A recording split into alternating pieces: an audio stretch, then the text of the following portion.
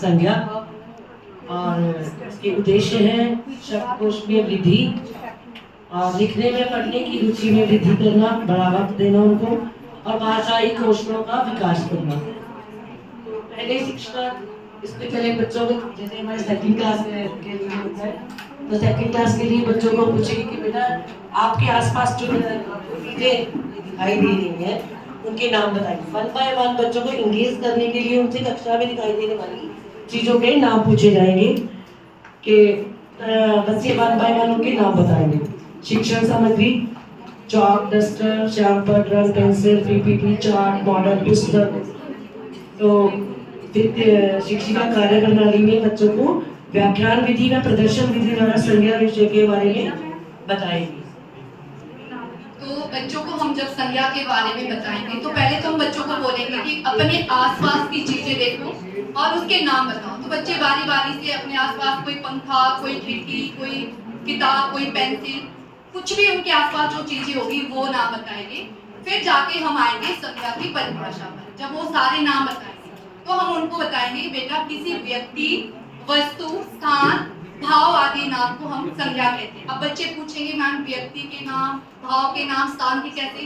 तो हम बोलेंगे बेटा व्यक्ति के नाम ऐसे, एग्जाम्पल मैं अपने ऊपर दूंगी कि मेरा नाम सुनीता है, ये मैं व्यक्तिवाचक में। जितने भी हम आसपास जितने भी छात्र बैठे हैं उनके सबके जो नाम है वो व्यक्तिवाचक में आएंगे।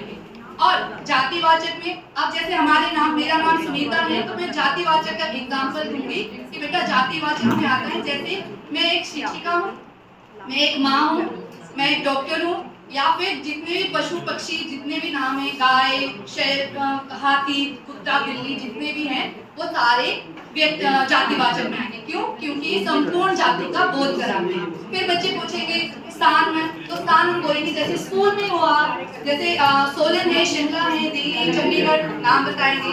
भाव आपके फिर भाववाचक के, तो भाव में हम बताएंगे आपकी जो दशा स्थिति, आपकी जैसे मुझे अभी गुस्सा आ रहा है, मुझे हंसी आ रही है, जो भी है, क्रोध है मेरे अंदर, तो ये मेरे भाव है। भाववाचक के बारे में हम बच्चों को बताएंगे क्योंकि ये हम छोटी कक्षा के बच्चों को थोड़ा सा शॉर्टकट में बताएंगे, तो इसीलिए इतना हम बच्चों के संज्ञा के बारे में हम आपको बताएंगे। फिर से आप लोगों से एक छोटी सी रिक्वेस्ट है, प्लीज शांत रहिए, रिकॉर्डिंग हो रही है, आपकी आवाज आएगी।